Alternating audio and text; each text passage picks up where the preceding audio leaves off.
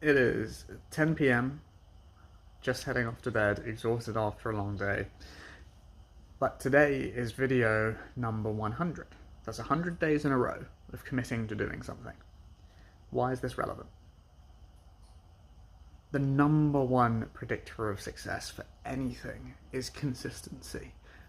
The only reason your business or any endeavor can fail is one of two reasons. You die or you quit.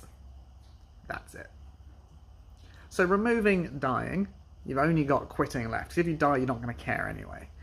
If you don't quit, eventually you will win. And as you've probably noticed on this channel, like, I'm not doing it for viewers, but over 100 videos I've gained 16 subscribers. Woo! But again, that's not the point. And if that is the vanity, if you're going for vanity metrics, if that is the thing that you rate your success by, or why you're going after it, that will make you quit.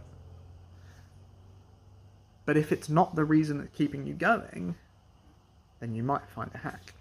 So for me, I use these videos to process my thoughts for the day, create frameworks that are going to help me grow my business, and honestly, just as a bit of therapy, because I struggle to connect with a therapist. I've tried in the past, because the therapist doesn't have the life experiences I've had so far, and I struggle for them to relate and understand. They say they do, but do they? So that's what this is for me. And it's interesting because of all of my friends and the people, mentors and people I look up to who help people change for the better, whether that is creating new systems for their business, starting a business to start off with, scaling things, whatever, it all comes down to, are you doing the actions that move the needle consistently? And so it's like anyone trying to lose weight, for example. If you just weigh in every day, that one action alone is the most likely thing that you can do, the easiest thing that you can do that will change your body weight. Because if you measure it, you can manage it. And then because it's in the forefront of your mind, you then think about your other choices. And it's the same thing with business or with any endeavor. If you don't make it a priority, if you are not consistent with your inputs, the outputs you get won't be consistent.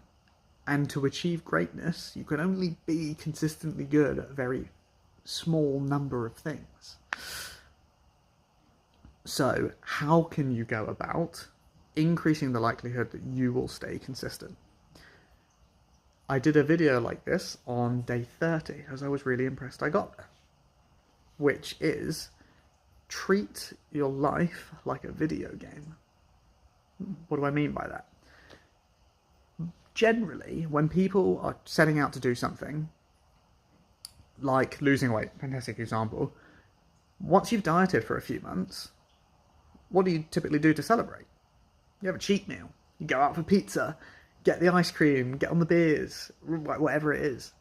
You celebrate. But that celebration you're having is actively harming all the effort that you've just put in. It's setting you back, which doesn't make sense.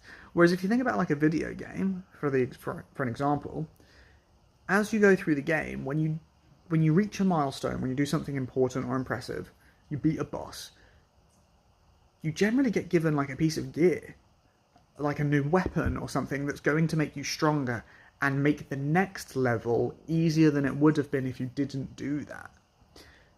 So do that instead. Reward yourself with something that's actually going to help you stay consistent. So a prime example, if you're ever starting a new sport, literally no sport, okay, that's not true, most sports require a lot less equipment than you might think. So go in with none of the gear, right?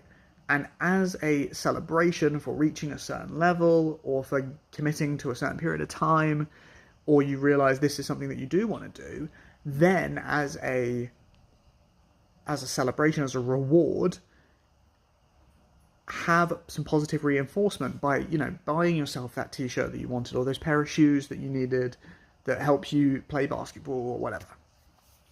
And I see so often so many people not delaying their gratification at all, and they're the classic all the gear, no idea. Don't be that guy. Please. And this is something I have subscribed to my entire life. You can, if you really want to, you can go back and see my videos from 7 or 8 years ago where I'd been gymming, I'd been in the gym powerlifting for I think 4 or 5 years, just in any clothes that I had. And it was only at that point when I said, you know what, I've been doing this long enough, I'm going to treat myself. And then I went out and I bought some Gymshark stuff, which I was super excited about, and I've still got loads of it from as of today. So if you can make a goal, check in every day as to, are you taking the steps towards that? That's going to be the single biggest predictor of you winning. And then the second one is, once you reach that goal, don't take away from the effort you've put in to get there. Instead, accelerate it. Right? If you want to run a marathon and you're a couple of weeks into your training, you've stayed really consistent, you're a little bit above goal, fantastic. Rather than going on a big night out, buy yourself a new pair of running shoes. Smart, right? And now you're like, oh, I really want to try them out. I want to go run again tomorrow. But you know you need to rest. And so this is what I'm saying. Along the journey, reward yourself with things that are going to make the next step easier and give you more motivation to keep going further. Because the only reason you won't succeed in whatever you're trying to do is if you quit. So don't make that happen. It's the number one rule. And that's my key takeaway for you, for me, for my 100th video in a row. Just sharing my thoughts and takeaways of business and life. So I hope that one sticks with you and changes how you go about achieving your goals in life, because most of them are far more achievable than you think if you make them a priority. But you can only have one at a time. That's the caveat. All right. I'm out. I'm tired. Have a great day. Peace.